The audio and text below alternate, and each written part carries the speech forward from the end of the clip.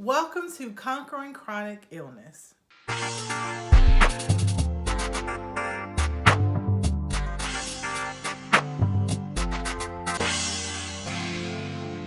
Hi, my name is Teresa. I'm a woman, wife, and a mother conquering chronic illness.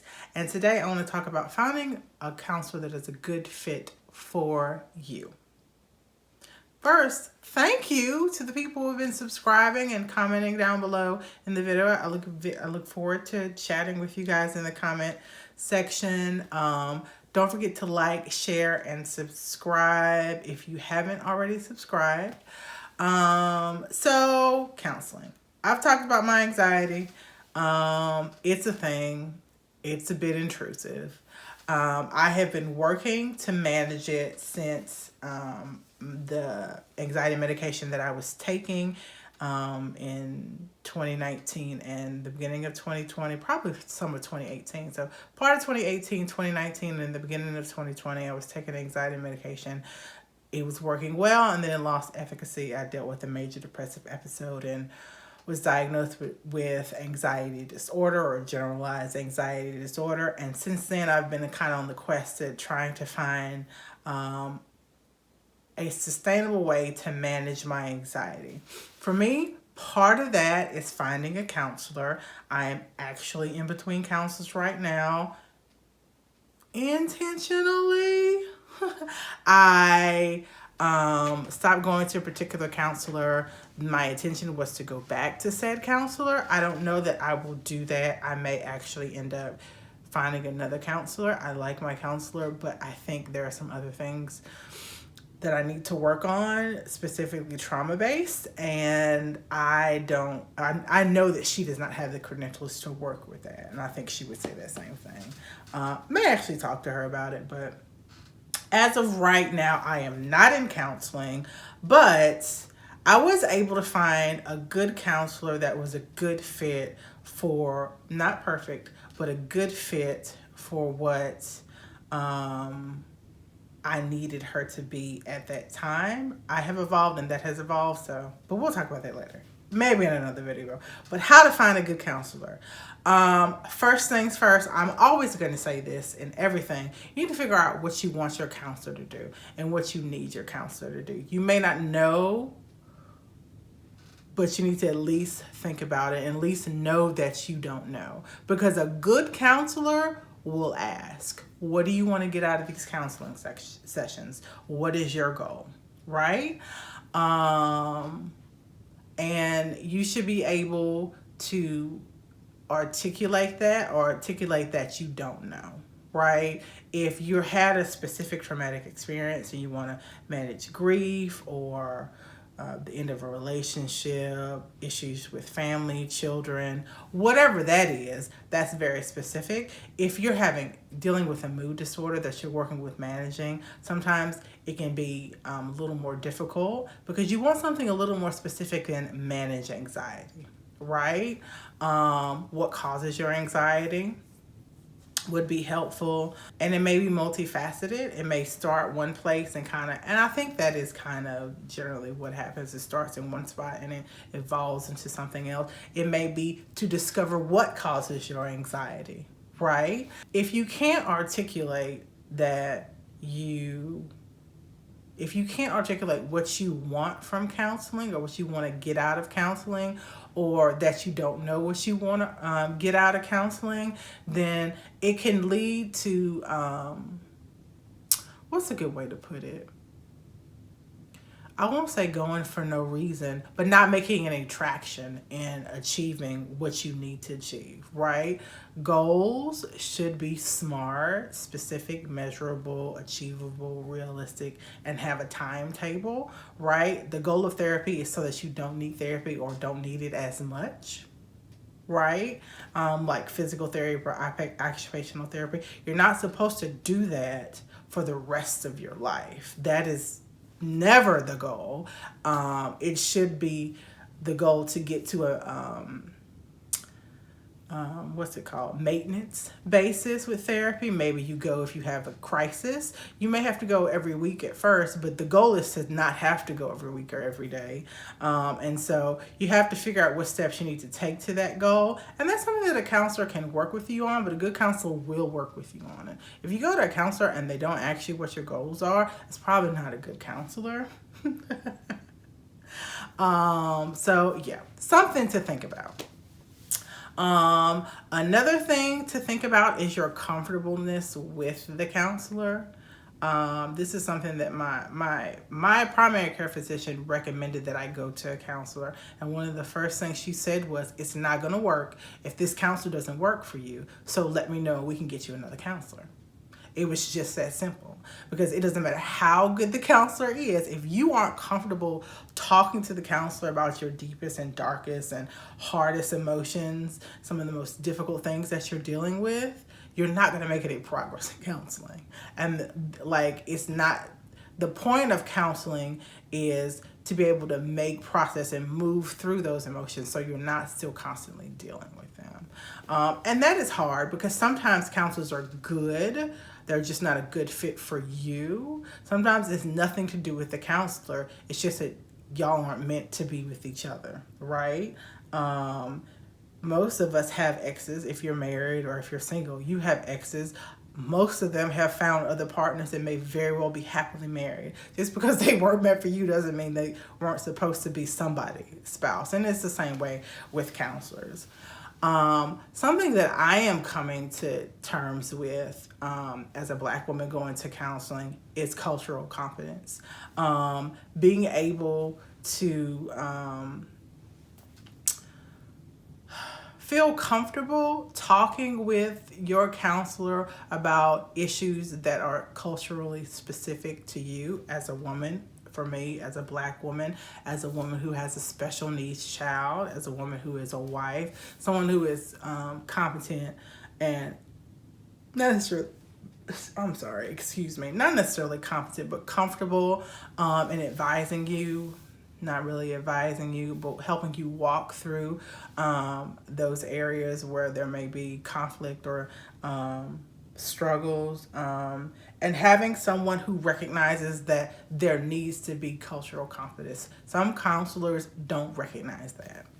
Some counselors don't recognize that there are struggles that women and wives and mothers and people of color and Black women face that someone else who's coming to their counseling session who might not identify that way would not face.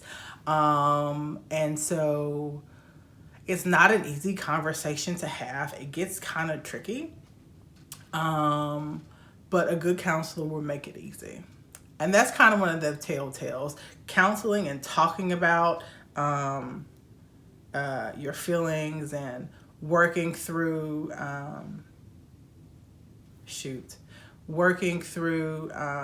different situations is always going to be difficult, but the counselor is the one who facilitates it and makes it easier. And so if you bring up something and your counselor is uncomfortable talking with it, it's only going to exacerbate discomfort in the session and maybe even the relationship. So do you talk about that right out the gate? I don't know. I didn't. I wish I had.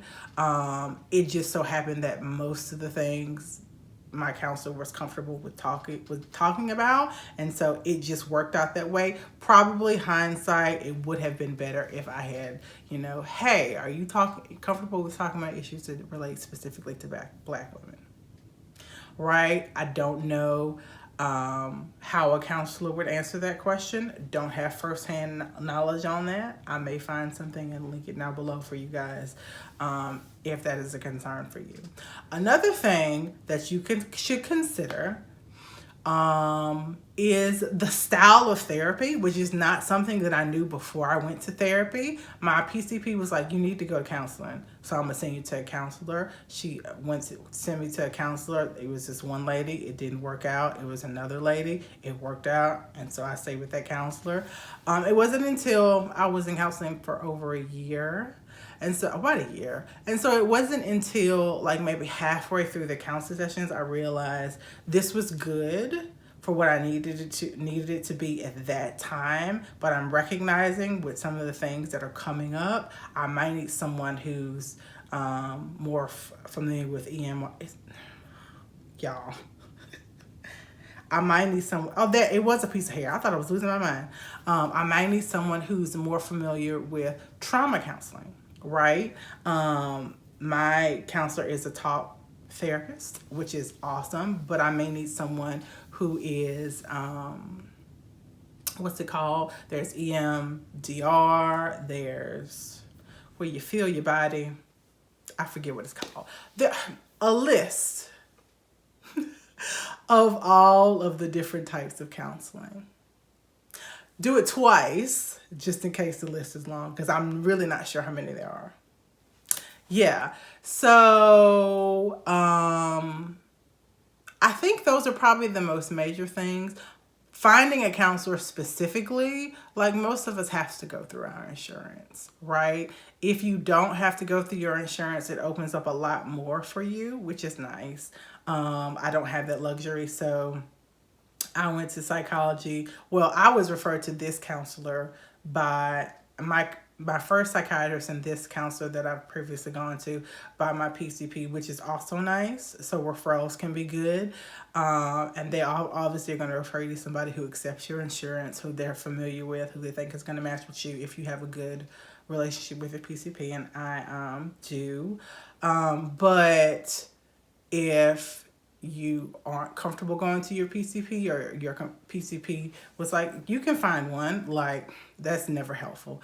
But Psychology Today was really helpful and instrumental in me finding the psychiatrist that I have right now that I absolutely love and I've been working with for the past couple of months. And you can change the filters for all the demographic markers that you want to change it for. Don't make it too specific. I would just go with insurance and gender. If you know that you don't want a psychologist or a psychiatrist that is of the opposite gender or of the same gender, whatever your preference is, or you know that you have to use your insurance or you're not going to be able to afford it, then you can put those filters in and it'll pull up all of the counselors and psychiatrists in a 50-mile radius. So Psychology Today was really helpful.